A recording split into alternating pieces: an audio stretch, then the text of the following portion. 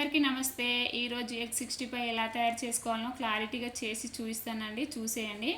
ఈ స్టైల్లో ఎగ్ 65 చేస్తే సేమ్ హోటల్లో చేసినట్టే వస్తాయి. ముందుగా 6 లేదా 7 గుడ్లను ఉడికించి పక్కన పెట్టుకున్నాను నేను.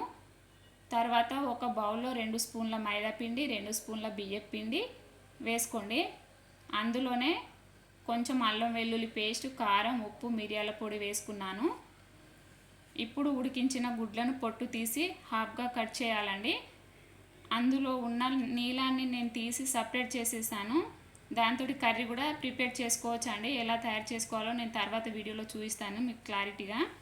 ఇప్పుడు ఈ ఎగ్ని తీసుకొని చిన్నగా కట్ చేయాలి. ఇలా కట్ చేసుకున్న ఎగ్ ముక్కల్ని మనం ముందుగా రెడీ చేసి పెట్టుకున్న పిండిలో వేసుకొని కొంచెం వాటర్ పోసి ఇలా ఈ విధంగా కలుపుకొని పక్కన పెట్టేసి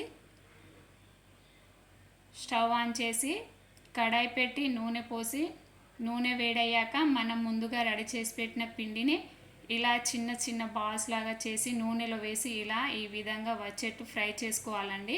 అలా ఫ్రై చేసుకొని పక్కన పెట్టుకోవాలి. తర్వాత స్టవ్ మీద నాన్ స్టిక్ ప్యాన్ పెట్టి ఆయిల్ వేసి ఆయిల్ హీట్ అయ్యాక ఒక పచ్చిమిర్చి, గార్లిక్ ముక్కలు ఇలా కొంచెం కొంచెం ఫ్రై చేసుకొని అందులో కొంచెం మెంతి కూర, కొంచెం ఉప్పు వేసుకున్నాను. ఇలా కాసేపు ఫ్రై చేసుకొని పైనుంచి టమాటో సాస్ వేసుకున్నానండి. ఇలా కలుపుకున్న తర్వాత మనం ముందుగా రెడీ చేసి పెట్టుకున్న బాల్ని వేసుకొని ఇలా 2-3 నిమిషాల పాటు కలుపుతూ ఉండాలండి. అంతే, ఎగ్ 65 రెడీ కదండి. చాలా సింపుల్గా అయిపోయింది. ఒకసారి ఇలా ట్రై చేయండి, చాలా బాగుంది టేస్ట్ అయితే. మా పిల్లలకైతే చాలా బాగా నచ్చిందండి. పిల్లలకి ఇలా వెరైటీగా చేసి పెడితే వాళ్ళు చాలా ఇష్టంగా తింటారు కదండి. అంతే, చలో బాయ్.